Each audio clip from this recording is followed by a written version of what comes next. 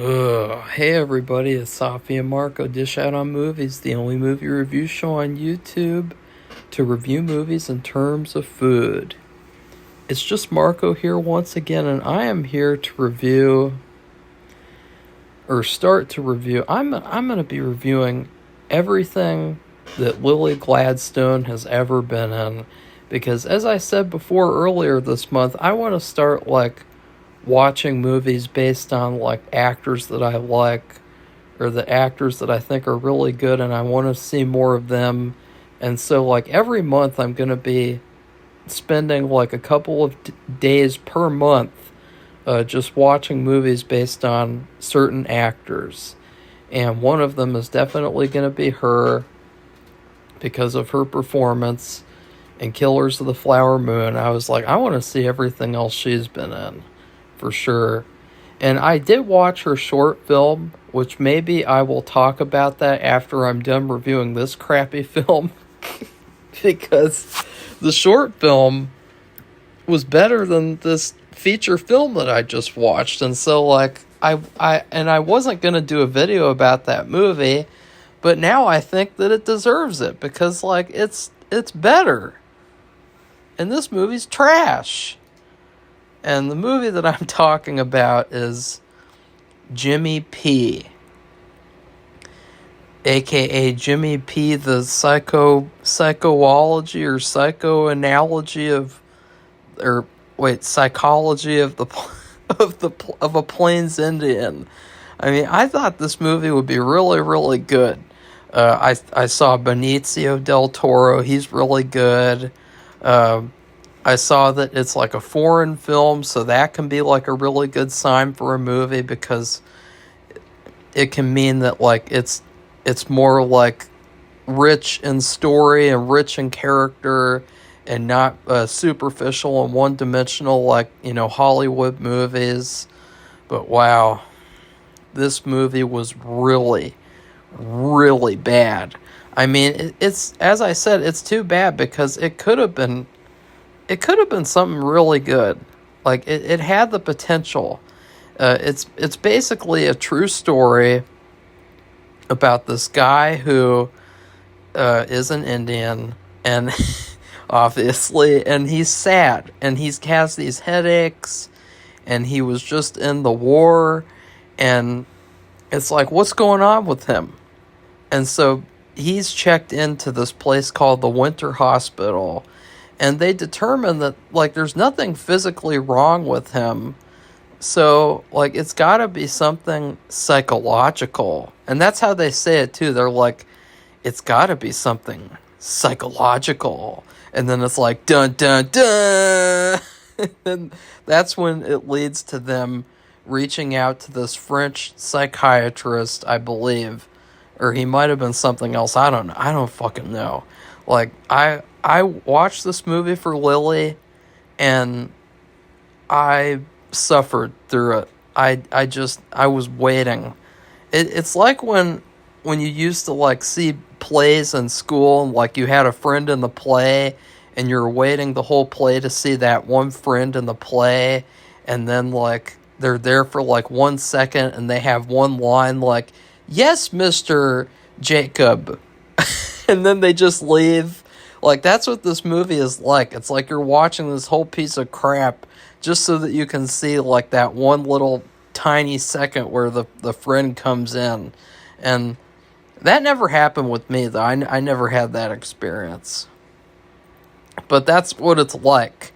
That's what it felt like. Because, honestly, if she wasn't in this movie, I would have turned it off after, 20 minutes because it's just bad. I mean, where do I even begin? Let's talk about Benicio's accent, because obviously he is not, I don't think he's any parts Native American. I think that they say on Letterboxd that he's just Puerto Rican, and so I am not sure if he has any sort of Native American anything. But in this movie, He does a really strange performance, and it's funny because some people said that he was excited to do this movie, and I read a quote, and he's I thought the script was very original and good, and so I was jumped at the chance to be in this movie, and I was like, if he was excited to be in this movie, then I really couldn't tell. I mean, the whole movie, he has the same facial expression. He only smiles like once or twice the entire movie.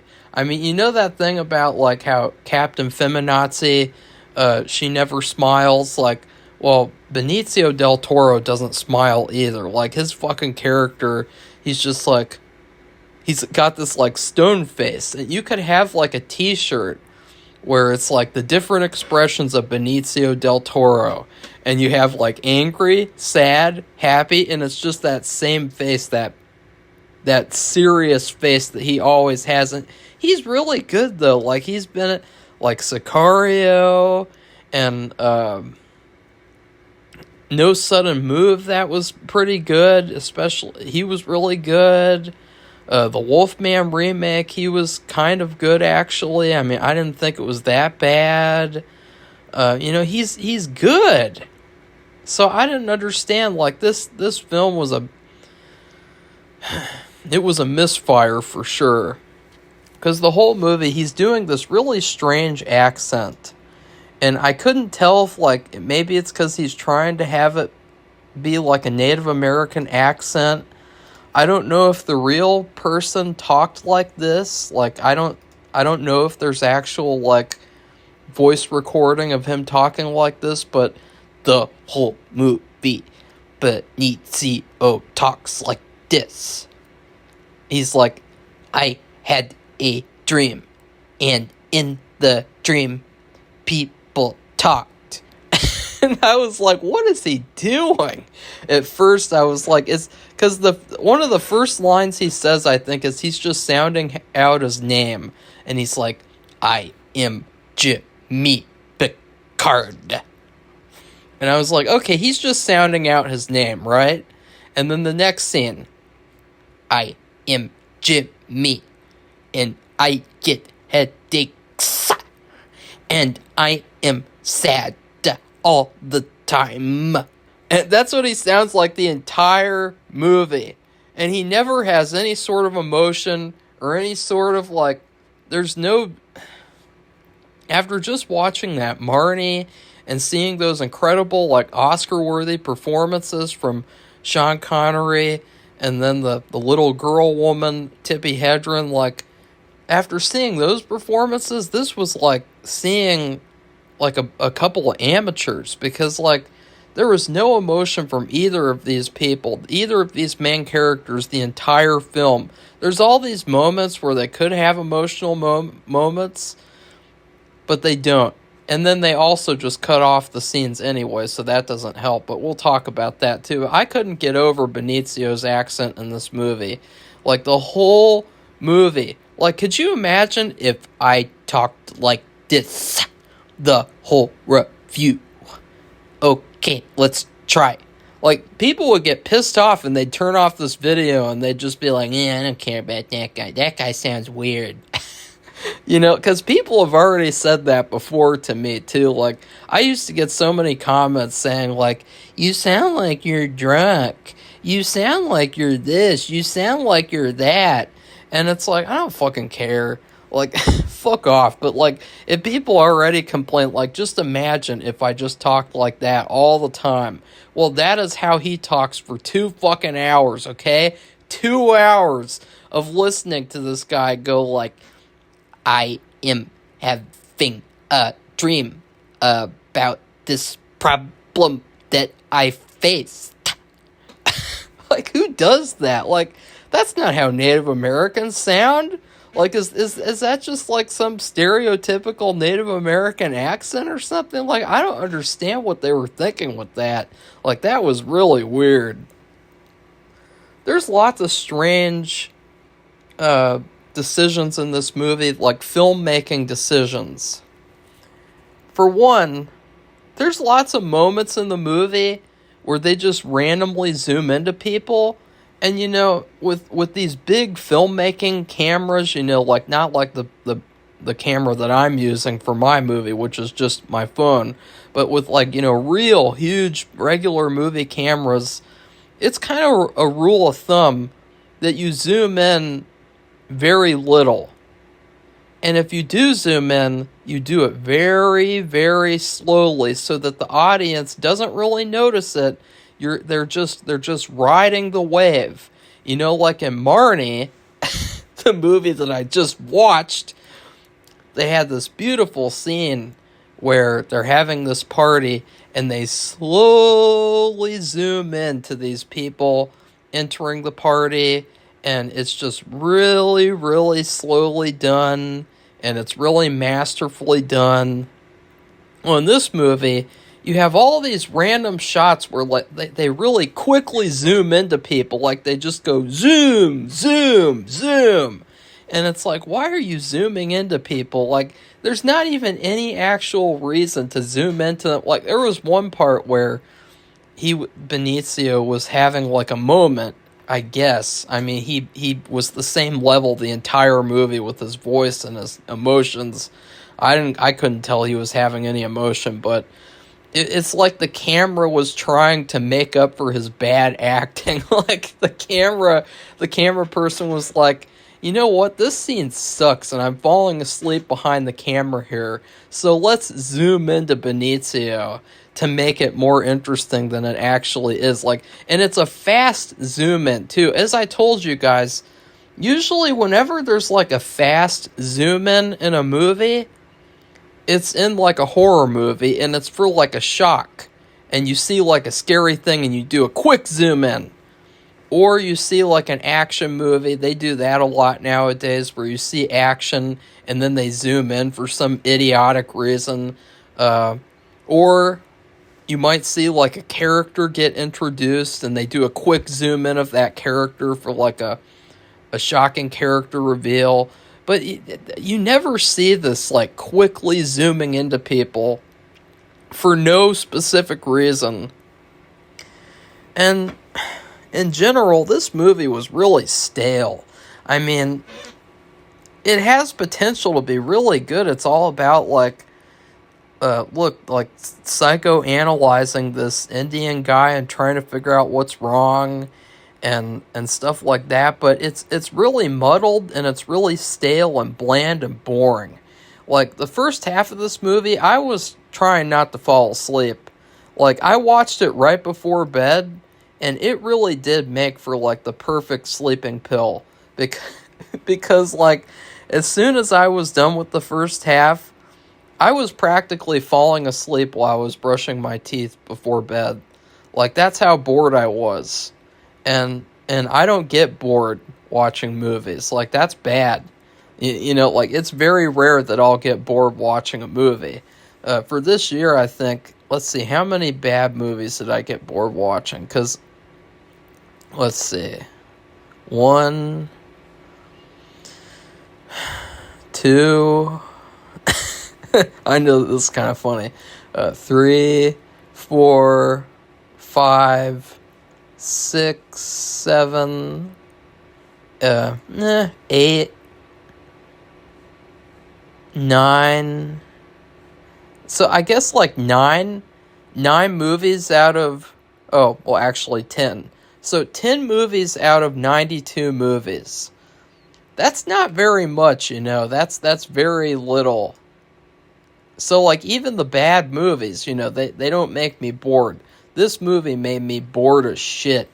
Because they really mistreated the material, I think. Like, Hitchcock said, the material doesn't matter. So, like, he had the mindset that you could take anything and you could make it into a suspense masterpiece or a dramatic masterpiece or whatever. He said the material never matters, like, because you can take anything. You could take Diary of a Wimpy Kid, and you could make it into like a brilliant suspense thriller. In fact, there are a couple of little suspenseful sequences in that movie. So, but this movie, a lot of people have done a good job at describing it. It's very dry. Because the movie, it the way that the scenes are done, it feels like a vignette of scenes rather than like full scenes that are thought out, that are put together as a movie. You feel very strung along this movie because there's so many times where they cut when the scene is like, it feels like it's halfway over. And you're like, wait, what? Like, is it the next scene already? Oh, I guess it is. And then it's like, oh, cut again.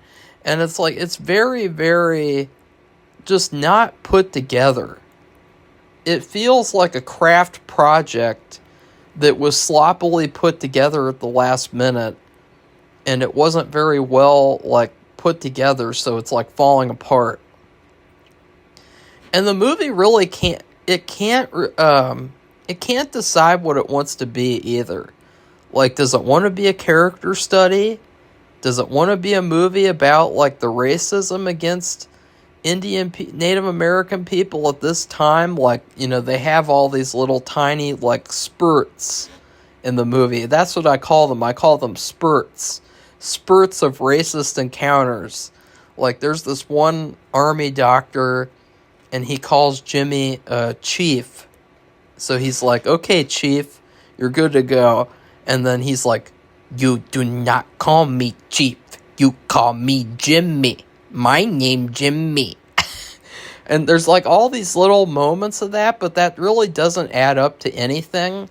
It's almost like they just have to have that there because that's how it was, but it was really not interesting. Like, if you want to make a movie about, like, the racist, like, the way that Native Americans were treated in the psychology world or whatever, in the medical world in general, make a movie about that. If you want to do a character study about this real-life guy, then make a movie about that. If you want to make a movie about, like, psychoanalysis, then make a movie about that, but just don't make this, like, muddled, confusing, dry, stale movie.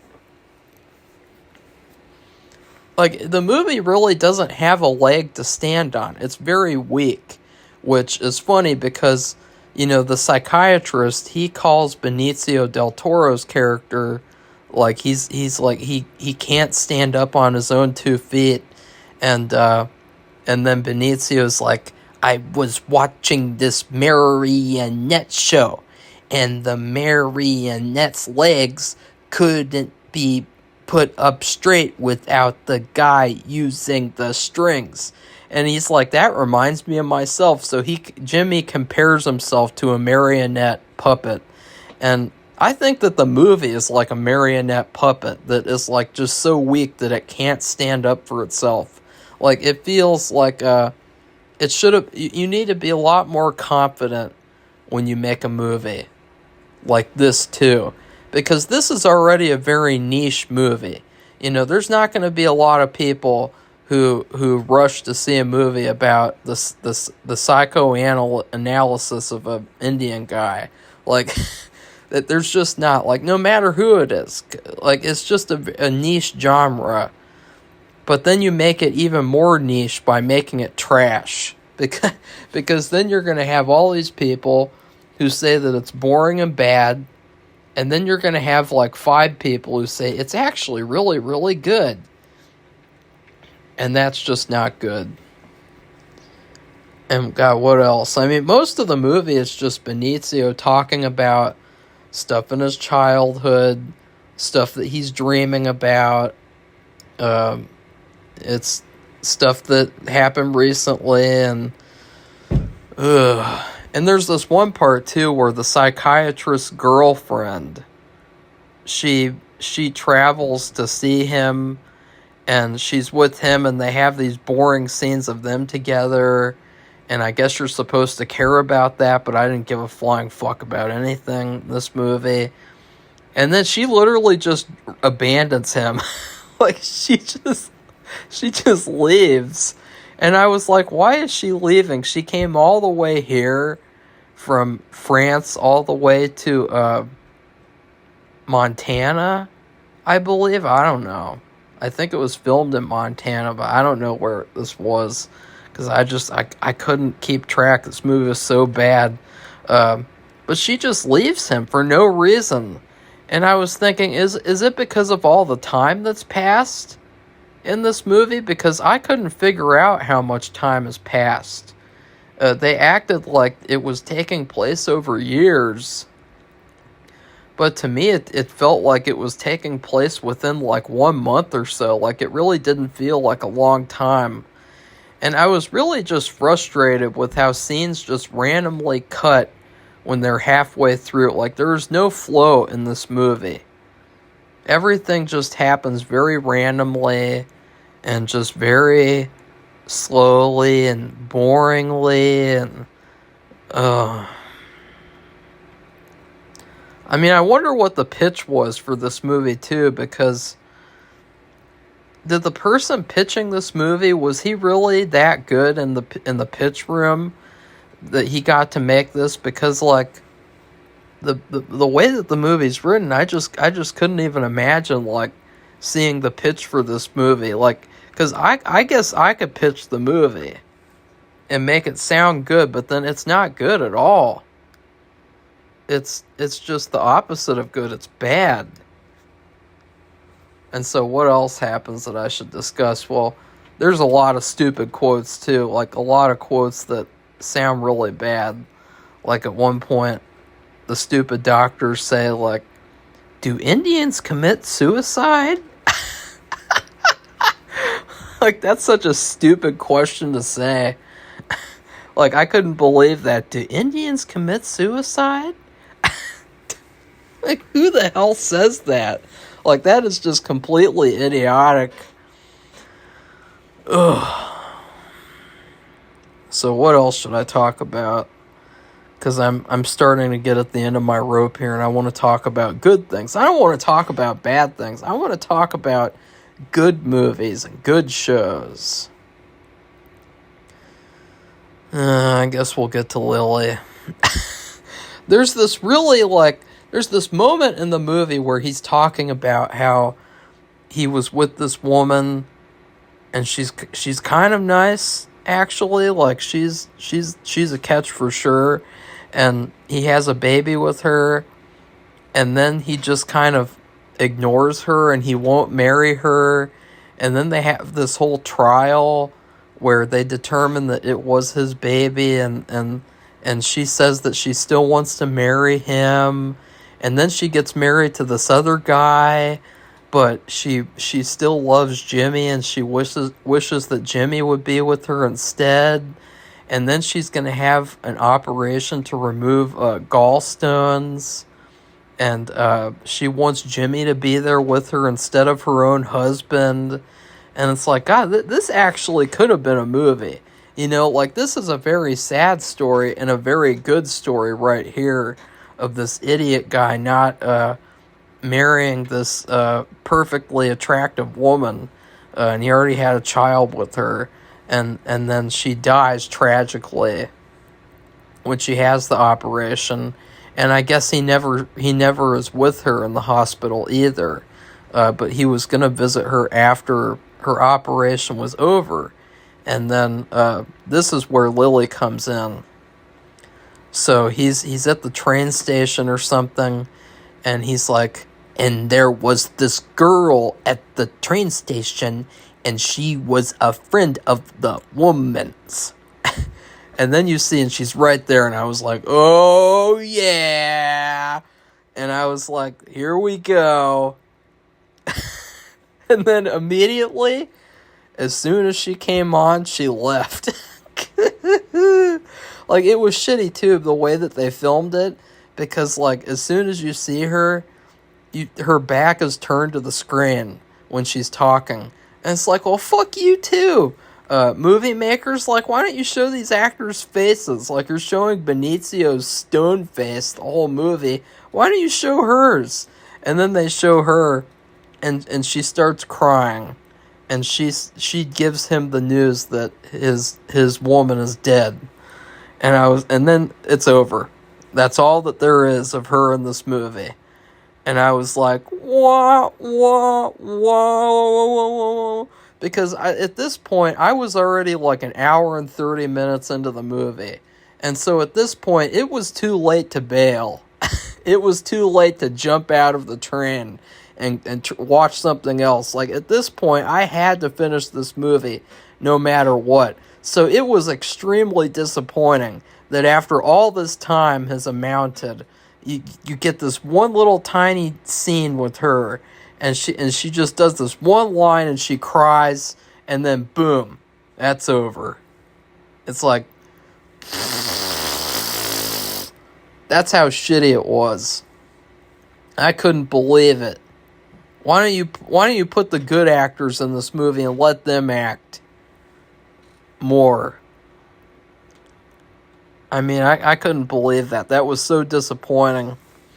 And so then they just do more of the same stuff, and he gets more physical tests, and there's nothing wrong with him, and he talks about his dreams, he talks about how he's feeling, and then all of a sudden, I'm not kidding you guys, all of a sudden, he is cured.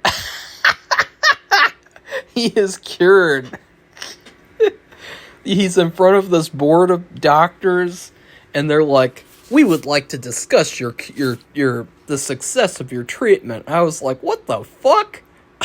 What do you mean?" Like, and usually in these types of movies, there's always that one scene near the end where they reach the emotional core and they find out what's wrong, and the characters have realizations, and then after that you understand why they change.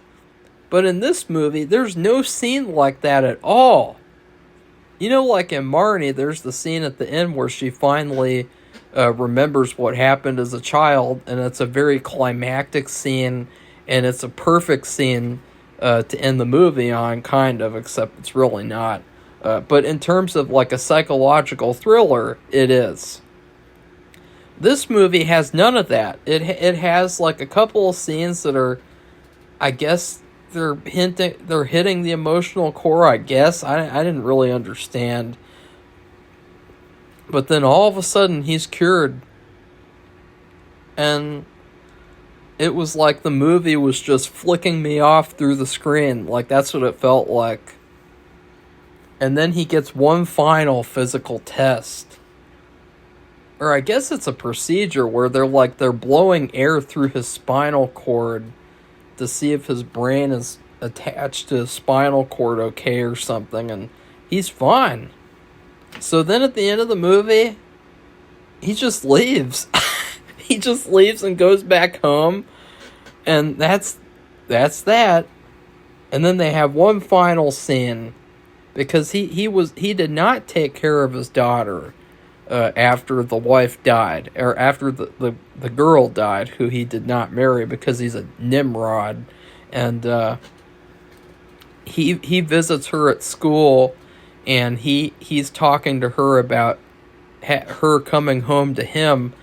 And I was like, oh, that's nice, I guess. And then the movie just abruptly ends.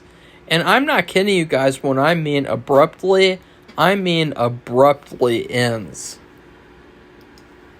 Like, he's talking to her, and he says, "It will be good to talk about this." And then he smiles, and then boom, cut to credits, Benicio del Toro.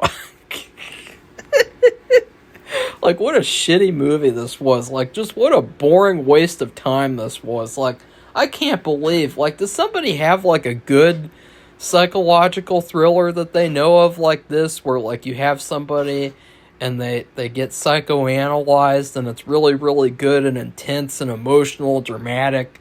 Because I feel like I was really, like, I feel like I was gypped watching this movie, like, gypped of the potential of what this could have been. I wanted a good movie, and instead I got trash. And they wasted Lily Gladstone, too. They really wasted her. That's for sure. I mean, how much did they pay her for that cameo? Like, $1? Because, like, that's all I would have given. Like, if I had somebody come over to do the scene that she did, I'd just give them $1 and say bye-bye.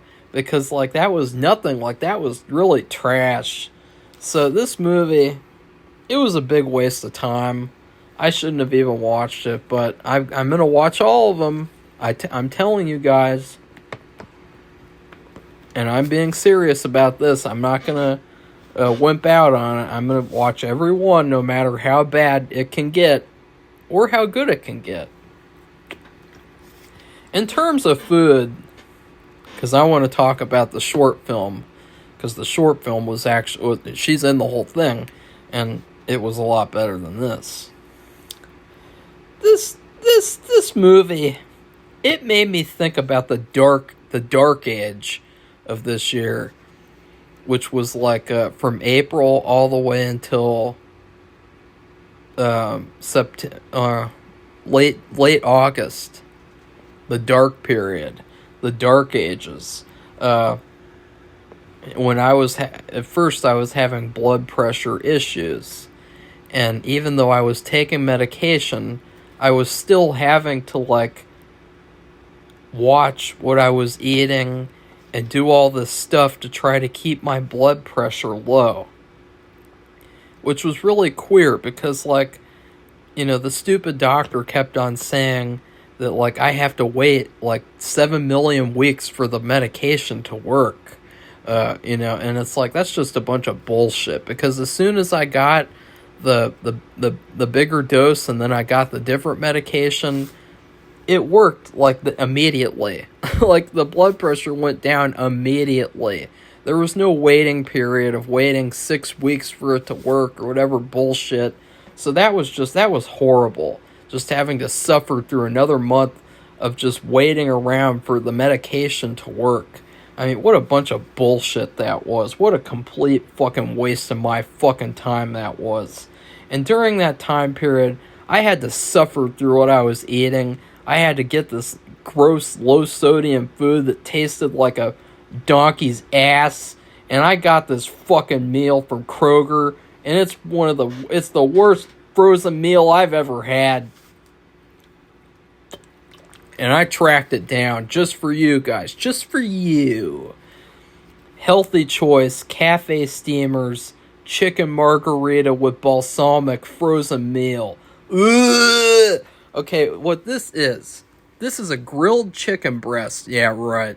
Probably a grilled horse breast with freshly made angel hair pasta. More like shit hair pasta. Roasted garlic. More like roasted garbage. And tomatoes in a balsamic vinaigrette sauce. I mean, ugh! I mean, doesn't that sound like something that came out of you-know-what? Like, that is the worst. It was so bad. It was so tasteless. It was so gross. It was kind of sweet, which was really weird. Like, it only had 360 milligrams of sodium, but it had like 7 grams of sugar, and it was 270 calories. And that was a lunch for me. And while I was suffering because of the stupid doctor. And the chicken was gross. It was chewy. It was flavorless. It was bad. It was soft and spongy. And the noodles were flavorless and dull. And there were all these tomato pieces. And ew, this was so bad. And the sauce, it just made it 10 times worse. Because the sauce was bitter and gross and sugary. And it just, this is the worst fucking thing. And this is exactly what this movie is, just bland and dull. Like cafe steamers, like this meal is a steaming pile of shit. Yeah, it's Healthy Choice, alright. And by healthy, I mean it's shitty. It's a shitty choice meal. It's not Healthy Choice, it's Shitty Choice. Like, this meal was the worst. And I couldn't stand this meal. And the fact that, like, I had to eat stuff like this because of the stupid doctor couldn't figure out what to do. So that's what this movie's like. Stay away from this movie if you want to be happy and enjoy your life. Or if you want to torture yourself, if you're a sadomasochist, then watch this movie and have fun.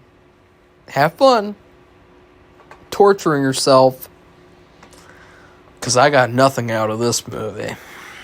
Now let's talk about her short film. Her short film was called Universal VIP. It's all about this woman. She's really sexy because she's Lily Gladstone, and she's middle-aged, and she hasn't ever had a kid, and there's all these single mothers on the reservation, and they're all making her, well, they're paying her to take care of their children. So she really wants to have children. You know, she's basically like wifey material. And then all of a sudden, I can't remember which god he is, but he came down, and he's even like disguised as a celebrity, and he actually was played by a celebrity, Native American actor, and he says, "Well, I want to make a baby with you," and she's like, "No, thanks. I want a man who will stay around." And what's really nice, too, is she's got these really sexy, like, round glasses on the whole time. And I was like, this is the greatest thing I've ever seen. Like, this is what I'm talking about. Like, this is exactly what I wanted from this whole month. And so he keeps on trying to tempt her and to try to convince her to make love with him and have a child. But she won't do it because she wants a partner who is around forever and doesn't abandon her.